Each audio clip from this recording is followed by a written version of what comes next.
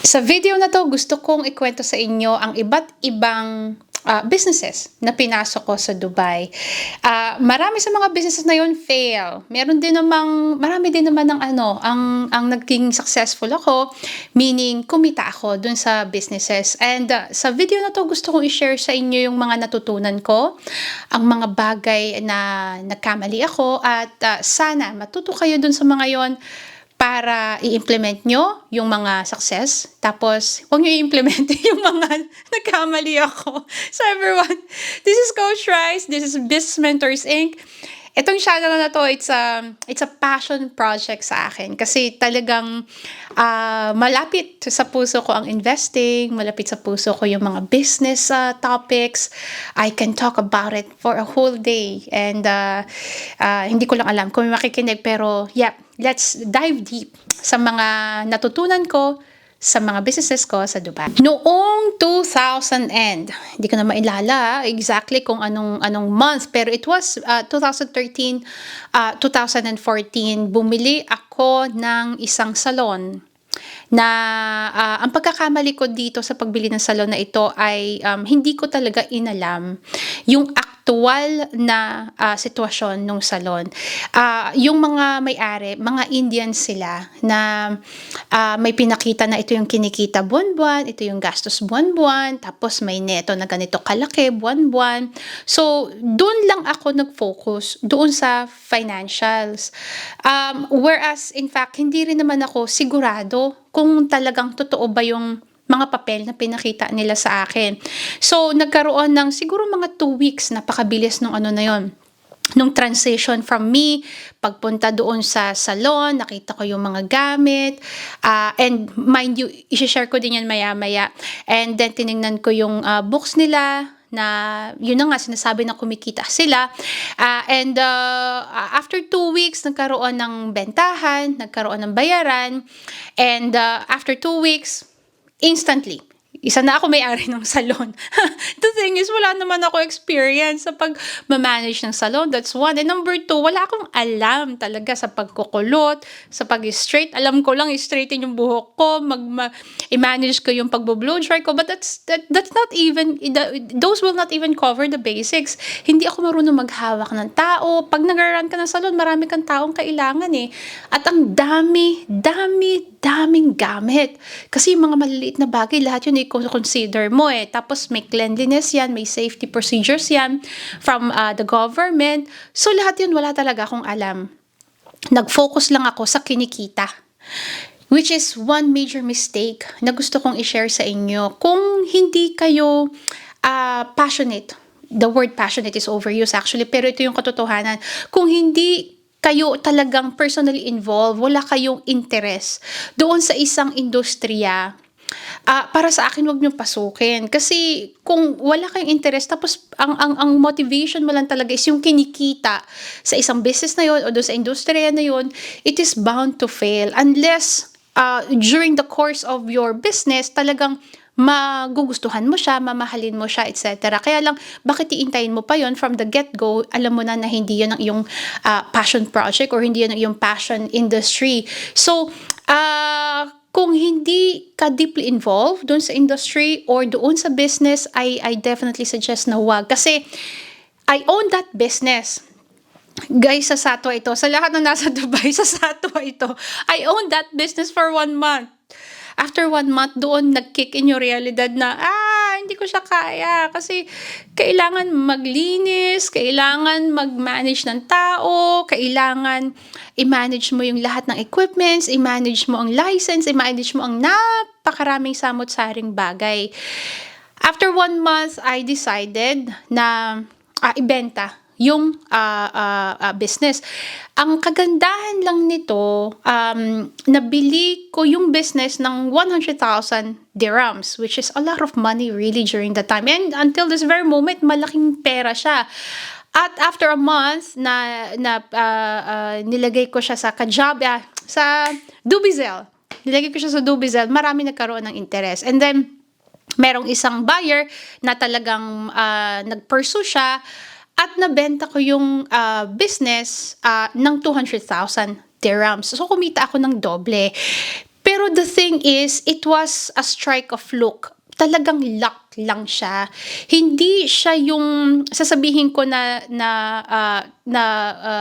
nagawa ko kasi magaling ako doon or whatsoever. Hindi. Talagang naswertehan ko lang siya na maimbenta ng 200,000. Marami din naman akong ginawa together with my team na ayusin ang lugar, inirepaint siya, may mga samot-saring bagay na nag-increase ng value noong salon. That's why nagkaroon ako ng lakas ng loob na ibenta siya sa mas malaking presyo.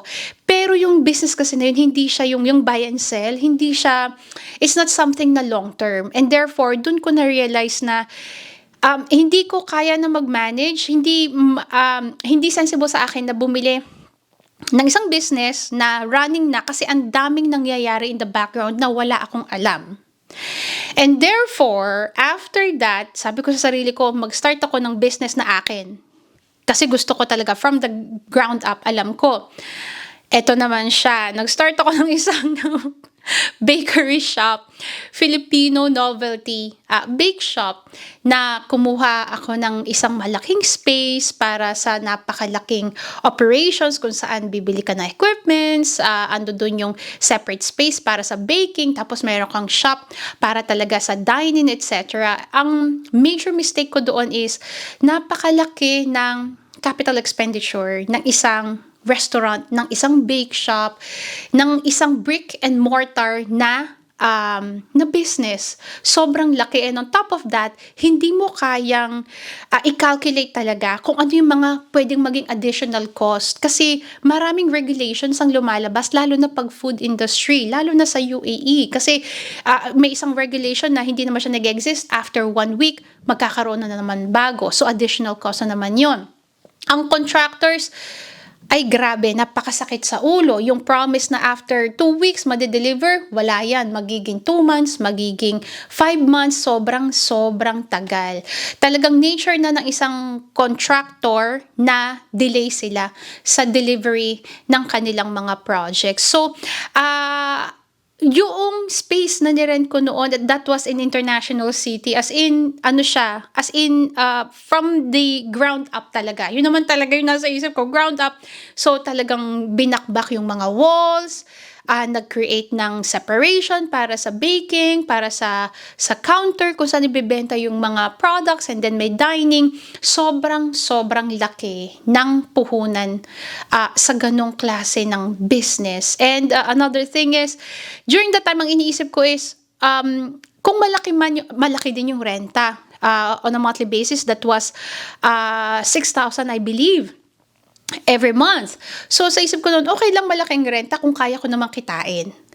Which is really wrong. Kasi kung kaya mo kitain, paano kung hindi mo kayang kitain? On top of that, may mga capital expenditures ka na kailangan mong bawiin. On top of that, meron ka pang operational expenditures, etc.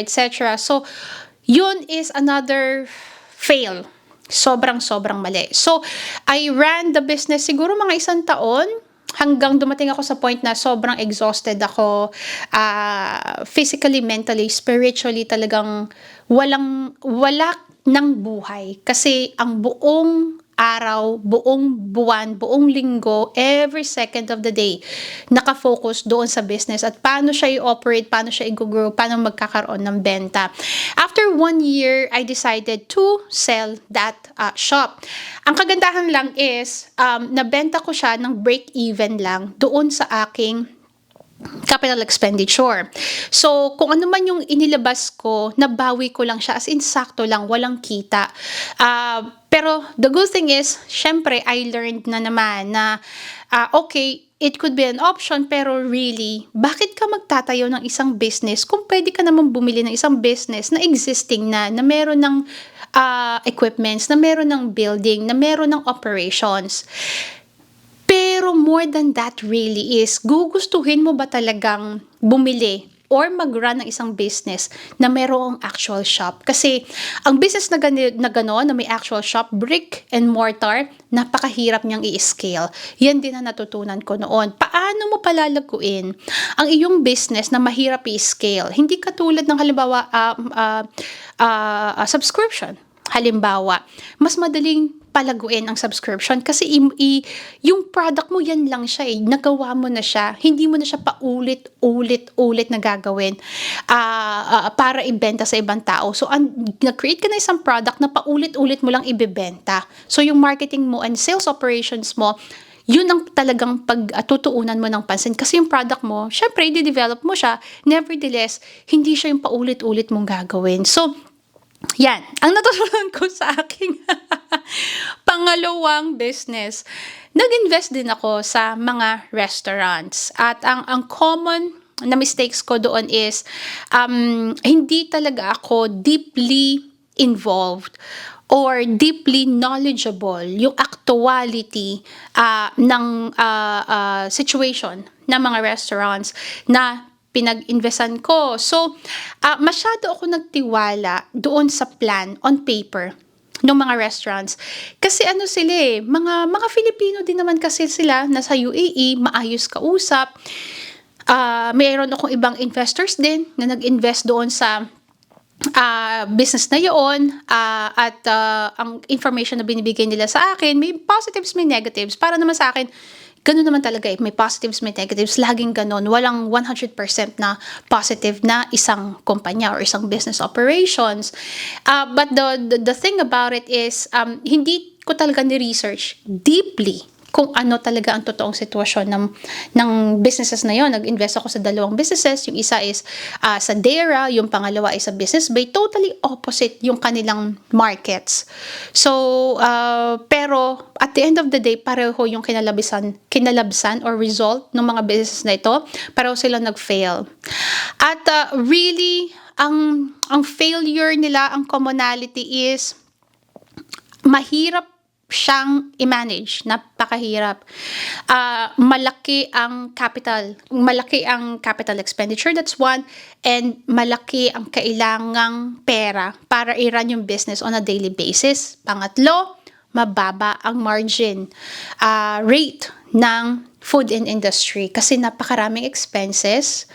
Pagkatapos ng expenses, saka mo pa makikita yung margin mo talaga.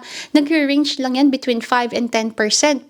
Bago mo makuha yung net profit na talagang gusto mo, napakaraming pagkain, napakaraming ulam, napakaraming kanin ang dapat kang lutuin, at napakaraming tao ang dapat mong iserve para makuha mo yung desirable net profit para mag-continue ang operations ng isang food and beverage industry or business.